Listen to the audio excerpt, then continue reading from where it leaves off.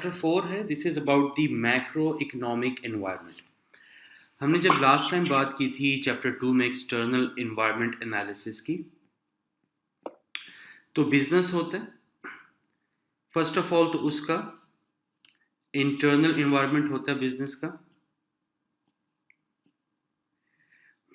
Internal environment वो होता है जो फिजिकल बाउंड्रीज के अंदर एग्जिस्ट करता है, इसको हम कहते हैं इंटरनल एनवायरनमेंट। फिर इसी तरह फिजिकल बाउंड्रीज के बाहर जो एनवायरनमेंट होता है उसको एक्सटर्नल एनवायरनमेंट कहते हैं। जो immediate environment, external immediate environment होता है उसको हम कहते हैं कॉम्पिटिटिव एनवायरनमेंट, जहां पर आपके सप्लायर्स या कस्टमर्स एग्जिस्ट करते हैं या आपकी सप्लाई चेन के जो मेंबर्स होते हैं वो एग्जिस्ट करते हैं। इसके बाद जो नेक्स्ट एक्सटर्नल एनवायरनमेंट होता है उसको हम कहते हैं मैक्रो एनवायरनमेंट। मैक्रो एनवायरनमेंट भी ऑर्गेनाइजेशन को इन्फ्लुएंस करते हैं, बट कंपैरेटिव एनवायरनमेंट के जो स्टेक होल्डर्स होते हैं उनसे कम इन्फ्लुएंस करते हैं, बट इन्फ्लुएंस कर सकते हैं। और मैक्रो इकोनॉमिक में ये मैक्रो एनवायरनमेंट जो है उसमें कौन कौन से फैक्टर्स होते हैं? उसमें political, economic, social, technological, legal, environmental, ये सारे फैक्टर्स उसमें एग्जिस्ट करते हैं। अब पॉलिटिकल को और इकोनॉमिक को हम मिला के भी देख सकते हैं, क्योंकि गवर्नमेंट ही अल्टीमेटली रिस्पॉन्सिबल होती है कंट्री की इकॉनमी को बूस्ट करने में। और जो लीगल इन्वायरमेंट है ये भी हम लास्ट चैप्टर नंबर 3 में हम डिस्कस कर चुके हैं। तो यहाँ चैप्टर नंबर 4 में हम बेसिकली जब मैक्रो इकोनॉमिक इन्वायरमेंट की बात करेंगे तो हम इसमें पॉलिटिकल रोल भी देखेंगे, गवर्नमेंट का क्या रोल होता है, और कंट्री की जो इकॉनमी होती है उससे कोई बिजनेस कैसे इफेक्ट हो सकता है।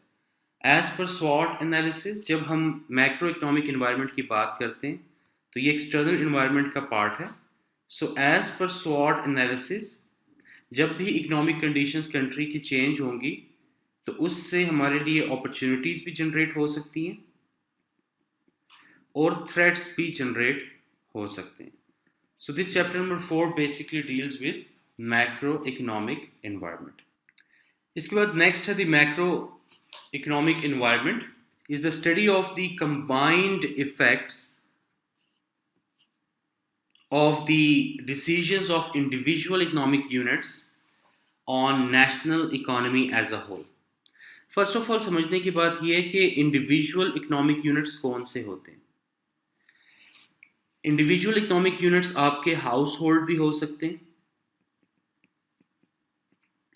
आपके फर्म्स या बिजनेसेस भी हो सकती हैं,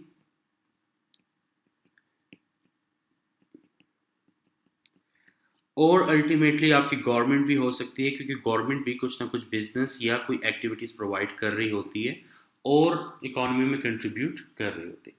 हाउस होल्ड में बेसिकली इंडिविजुअल एंड फैमिलीज आती हैं जो गुड्स एंड सर्विसेज लेती हैं डिफरेंट बिजनेसेस से, उनको कंज्यूम करती हैं।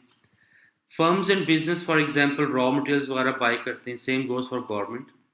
ये रॉ मटेरियल वगैरह प्रोवाइड करते हैं ताकि अपनी गुड्स एंड सर्विसेज को प्रोवाइड कर सकें और ये भी कंज्यूम करते हैं। तो जो भी इंडिविजुअल इकोनॉमिक यूनिट्स होते हैं एक कंट्री में, ये सब मिलके किस तरह इफेक्ट करते हैं कंट्री की इकोनॉमी को। First of all individual economic units जो हैं इन्होंने कुछ ना कुछ कंजम्पशन करनी होती है गुड्स एंड सर्विसेज की। तो जब भी ये कुछ ना कुछ रिसोर्सेज को कंज्यूम करते हैं, गुड्स एंड सर्विसेज को कंज्यूम करते हैं, कंजम्पशन इनकी बढ़ती है, तो उसको हम कहते हैं एडी या एग्रीगेट डिमांड। एग्रीगेट डिमांड का बेसिकली क्या मतलब है? एग्रीगेट डिमांड का मतलब ये है कि जितने भी इंडिविजुअल इकोनॉमिक यूनिट्स हैं ये सब मिलके कितने गुड्स एंड सर्विसेज को एक कंट्री में कंज्यूम करेंगे। फिर उस डिमांड को मीट करने के लिए हमें सप्लाई देनी होती है, उसको हम कहते हैं एएस या एग्रीगेटेड सप्लाई। एग्रीगेटेड सप्लाई का बेसिकली मतलब ये है कितने गुड्स एंड सर्विसेज कंट्री में प्रोड्यूस हो रहे हैं ताकि जितने भी इंडिविजुअल इकोनॉमिक यूनिट्स हैं वो सब मिल के उसको यूज़ कर सकें। सो जो भी गुड्स एंड सर्विसेज सारे बिजनेसेस एंड सारे इंडिविजुअल इकोनॉमिक यूनिट्स मिलके प्रोड्यूस करते हैं वो कंज्यूम होते हैं। अब इकोनॉमी ऑफ अ कंट्री जब हम बात करते हैं तो उसमें क्या बात हम बेसिकली करते हैं, एक हेल्दी इकोनॉमी किसी कंट्री की होने से क्या मतलब है कि उसकी एग्रीगेटेड डिमांड जो है that will always be equal to aggregated supply. अगर कंट्री के तमाम इंडिविजुअल इकोनॉमिक यूनिट्स मिलके उन्होंने 1000 यूनिट्स कंज्यूम कर रहे हैं, सो एट द सेम टाइम सारे इंडिविजुअल इकोनॉमिक यूनिट्स को मिलके 1000 यूनिट्स प्रोड्यूस भी कर रहे हैं। तो जितनी आपकी डिमांड है उतनी ही आपकी सप्लाई है। So this is what we called healthy economy. और जो हेल्दी इकोनॉमी होती है उसके लिए हम टर्म यूज करते हैं इक्विलिब्रियम। इकोनॉमी में इक्विलिब्रियम तब आता है जब हमारी डिमांड 100% इक्वल हो जाए हमारी एक्चुअल सप्लाई के। अब जब सप्लाई हमने ये गुड्स एंड सर्विसेज प्रोड्यूस करने होते हैं तो ऑब्वियसली हमारे पास बहुत सारे रिसोर्सेज अवेलेबल होते हैं और इन रिसोर्सेज को हम एम्प्लॉय करते हैं। तो जब हम 100% रिसोर्सेज को यूज़ करते हैं ताकि हम 100% डिमांड की सप्लाई प्रोवाइड कर सकें, this is what we called equilibrium. अब इसमें गवर्नमेंट का क्या रोल होता है बेसिकली इक्विलिब्रियम या इकोनॉमी को हेल्दी रखने के लिए? गवर्नमेंट का फर्स्ट रोल ये होता है कि उसने डिमांड को कंट्रोल करना है। कंट्री में जो डिमांड है उसको कंट्रोल करना है। Sometime government try to increase the demand and sometime they try to decrease the demand. कब उन्होंने इंक्रीज करना है कब उन्होंने डिक्रीज करना है ये हम आगे चल के देखेंगे। जो इंडिविजुअल इकोनॉमिक यूनिट्स होते हैं सारे के सारे कंट्री में जितने भी बिजनेसेस होते हैं जो गुड्स एंड सर्विसेज प्रोड्यूस कर रहे हैं उन सारों का मिलके ये रोल होता है कि उन्होंने सप्लाई देनी है गुड्स एंड सर्विसेज की। सो अगर एग्रीगेटेड डिमांड इकोनॉमी में 1000 यूनिट्स की है तो सब ऑर्गेनाइजेशंस मिलके एटलीस्ट ट्राई करेंगे कि 1000 यूनिट्स गुड्स एंड सर्विसेज के प्रोड्यूस कर सकें। अब ये डिमांड को मैच करना है सप्लाई से, तो गवर्नमेंट इसके लिए क्या करती है? गवर्नमेंट बेसिकली बनाती है इकोनॉमिक पॉलिसीज। इकोनॉमिक पॉलिसीज क्या होती हैं? First of all economic policy में गवर्नमेंट जो है डिमांड को कंट्रोल करने की कोशिश करती है। अगर डिमांड बहुत ज़्यादा हो गई है सप्लाई से या डिमांड बहुत ज़्यादा कम है सप्लाई से, इन बोथ सिचुएशन उसको कंट्रोल करने की या स्टिमुलेट करने की गवर्नमेंट कोशिश करती है। सेकंड, इकोनॉमिक पॉलिसी में गवर्नमेंट ने ये फोकस करना होता है कि कॉस्ट ऑफ कैपिटल क्या होगी। कॉस्ट ऑफ कैपिटल क्या मतलब कि जब बिजनेसेस को आउटपुट प्रोड्यूस करना होगा तो उनको फाइनेंस या फंडिंग की ज़रूरत होगी। वो बैंक्स के पास जाएंगे तो बैंक्स उनसे कितना इंटरेस्ट रेट चार्ज करेंगे, क्योंकि इंटरेस्ट रेट का भी बहुत ज़्यादा रोल होता है। इंटरेस्ट रेट का क्या रोल होता है ये फिर हम नेक्स्ट स्लाइड में फिस्कल पॉलिसी में देखेंगे। इसके बाद इकोनॉमिक पॉलिसी में गवर्नमेंट ये भी डिटरमिन करती है कि हमने टैक्स कितना चार्ज करना है अपने बिजनेसेस से। तो इन सारी डिमांड को स्टिमुलेट करना, कॉस्ट ऑफ कैपिटल को इंक्रीज या डिक्रीज करना, टैक्स को कम या ज़्यादा करना, ऑब्जेक्टिव क्या है? अल्टीमेट गोल गवर्नमेंट का यही होता है इकोनॉमिक पॉलिसी के अंडर कि डिमांड जो है एग्रीगेट डिमांड उसको मैचअप करना है एग्रीगेट सप्लाई के साथ। सेकंड, गवर्नमेंट इंडस्ट्री पॉलिसी भी बनाती है। इंडस्ट्री पॉलिसी का मतलब ये होता है कि जो डिफरेंट इंडस्ट्रीज परफॉर्म कर रही हैं डिफरेंट बिजनेस सेक्टर्स में उनके लिए पॉलिसी स्पेसिफिकली बनाई जाती हैं। अब उनके ऑब्जेक्टिव्स डिफरेंट हो सकते हैं। अक्सर गवर्नमेंट जो है वो प्रोटेक्टिव मेजर्स लेती है। फॉर एग्जाम्पल पाकिस्तान में गवर्नमेंट चाहती है कि ऑयल एंड गैस में सिर्फ वेल स्टैब्लिश कंपनीज आएँ, तो गवर्नमेंट क्या करेगी? इंडस्ट्री पॉलिसी में एंट्री बैरियर्स क्रिएट कर देगी, बहुत ज़्यादा लाइसेंस फीस रख देगी ताकि सिर्फ वेल स्टैब्लिश कंपनीज ही उन लाइसेंस को बाय कर सकें। तो एंट्री बैरियर्स वगैरह भी जनरेट कर सकते हैं। या अक्सर गवर्नमेंट्स जो हैं वो एग्जिट बैरियर्स भी क्रिएट करती है। एग्जिट बैरियर्स ये कि एक बिजनेस एंटर हो गया है तो वो कुछ अरसे तक ज़रूर उस इंडस्ट्री में परफॉर्म करे, अगर वो उस इंडस्ट्री से निकलना चाहता है तो उसको हुई स्विचिंग कॉस्ट वाली बात आ जाती है कि उसको एक इंडस्ट्री से दूसरी इंडस्ट्री में अपना बिजनेस स्विच करने की कॉस्ट ज़्यादा आनी चाहिए। So just to protect the labour, protect the employees in the country, ये गवर्नमेंट के फेवर में नहीं होता कि कोई बिजनेस एग्जिट करे। तो एग्जिट बैरियर्स और एंट्री बैरियर्स दोनों ही जनरेट कर देती है थ्रू इंडस्ट्री पॉलिसी। इसके बाद इंफ्रास्ट्रक्चर पॉलिसी भी होती है। इंफ्रास्ट्रक्चर पॉलिसी ये है कि आप एक प्रॉपर बिजनेसेस के लिए एक प्लेटफॉर्म प्रोवाइड करें ताकि वो काम कर सकें। इसमें गवर्नमेंट जो है रोड्स वगैरह बिल्डअप करती है ताकि मूवमेंट ऑफ गुड्स इजीली हो सके बिटवीन द बिजनेसेस। ब्रिजेस वगैरह बना सकती है गवर्नमेंट, टेलीकम्युनिकेशन वगैरह पे काम कर सकती है ताकि एक अल्टीमेटली एक बिजनेस इन्वायरमेंट क्रिएट किया जा सके जहां पे सब बिजनेसेस मिलके मैक्सिमम आउटपुट प्रोड्यूस कर सके या इतना आउटपुट प्रोड्यूस कर सकें कि वो हमारी एग्रीगेटेड डिमांड को मीट कर सके। फिर गवर्नमेंट सोशल पॉलिसी भी बनाती है। सोशल पॉलिसी में पहला टारगेट होता है एम्प्लॉयज या लेबर, कि उनको कैसे प्रोटेक्ट करना है। उनको प्रोटेक्ट करने के लिए फॉर एग्जांपल मिनिमम वेज का रूल निकाल लेते हैं कि हर लेबर को आपने एटलीस्ट इतना मिनिमम वेज तो ज़रूर देना है, क्योंकि जितने भी एम्प्लॉयज़ या लेबर होते हैं वो सोसाइटी से ही आ रहे होते हैं तो उनको प्रोटेक्ट करना ज़रूरी होता है।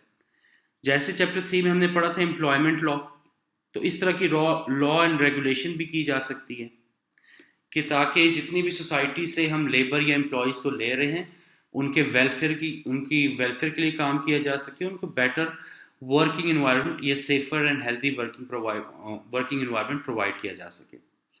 फिर गवर्नमेंट जो है वो फॉरेन पॉलिसीज़ भी बनाती हैं। अब बहुत सारी इंटरनेशनल बॉडीज़ होती हैं जिनके साथ हमारे रूल्स एंड रेगुलेशंस उनके मुताबिक हमने डेवलप करने होते हैं। जैसे पाकिस्तान जो है यूनाइटेड नेशन का मेंबर है, तो ऑब्वियसली उनके रूल्स एंड रेगुलेशंस को फॉलो करने के लिए एक फॉरेन पॉलिसी होनी चाहिए। WTO वर्ल्ड ट्रेड ऑर्गेनाइजेशन के हम मेंबर्स हैं और इनको भी हमने मैनेज करना है। प्लस गवर्नमेंट्स की कोशिश ये होती है कि एक्सपोर्ट्स को ज़्यादा करें और कंट्री में इंपोर्ट्स को कम करें। ये हम बैलेंस ऑफ पेमेंट्स में देखेंगे कि एक्सपोर्ट ज़्यादा होना क्यों अच्छा है और इंपोर्ट ज़्यादा होना क्यों बुरा है। बट अल्टीमेट फॉरेन पॉलिसी का गोल ये होता है कि एक्सपोर्ट ज़्यादा से ज़्यादा की जाएं और इंपोर्ट कम से कम की जाएं। अब जब गवर्नमेंट डिफरेंट पॉलिसीज़ बनाती हैं इस तरह की और उससे वो स्टिमुलेट करने की कोशिश करती हैं और मैचअप करने की कोशिश करती हैं डिमांड एंड सप्लाई को, और आइडियल सिचुएशन ये होती है कि इकोनॉमी में एक इक्विलिब्रियम जनरेट किया जाए कि एग्रीगेटेड डिमांड जो है वो 100% इक्वल हो जाए एग्रीगेटेड सप्लाई के। तो इसके लिए एक डिफरेंट इकोनॉमिक फैक्टर्स भी हम कंसिडर करते हैं। फर्स्ट इकोनॉमिक फैक्टर है मल्टीप्लायर। मल्टीप्लायर का बेसिकली मतलब यह है कि जब भी गवर्नमेंट कोई स्पेंडिंग करती है किसी भी तरह की, तो उस स्पेंडिंग का हमेशा एक मल्टीपल इफेक्ट होता है इकोनॉमी पे। कैसे? फॉर एग्जांपल गवर्नमेंट ने बनाई मोटरवे।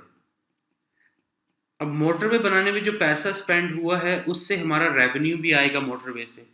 जब डिफरेंट गाड़ियां बसेस उसको यूज़ करेंगी तो उसके रिटर्न में हमें टोल टैक्स मिलेगा जो कि गवर्नमेंट का रेवेन्यू होगा। बट हम ये नहीं कह सकते कि मोटरवे जो प्रोजेक्ट है इसका इकोनॉमी पे बस इतना ही इफेक्ट होगा कि हमें टोल टैक्स आएंगे। ऐसा बिल्कुल नहीं है, क्योंकि कल को जब मोटरवेज को different businesses, different organisations transportation के लिए यूज़ करेंगे, तो पहले जो गुड्स कराची से लाहौर फॉर एग्जांपल 20 घंटे में आ रहे थे, अब वो 8 घंटे में आएंगे। सो टाइम सेविंग मतलब ये है कि कॉस्ट सेविंग है। कॉस्ट सेविंग मतलब higher profitability. Higher profitability mean economy ज़्यादा स्टिमुलेट होगी। तो गवर्नमेंट अगर 10 रुपये खर्च कर रही है इकोनॉमी पे, तो उसका जो इफेक्ट है वो मल्टीप्लाई होकर 100, 500, 1000 तक भी आ सकता है। सो गवर्नमेंट हमेशा ऐसी जगहों पे स्पेंडिंग करती है जहां पर मल्टीप्लायर हो, जहां पर मल्टीपल इफेक्ट आए। एक चीज बनाने से multiple sectors, multiple industries, multiple businesses को बेनिफिट हो। तो गवर्नमेंट 10 रुपए स्पेंड करेगी, लेकिन इकोनॉमी में उस 10 रुपए का इफेक्ट 100 रुपए होके जाएगा।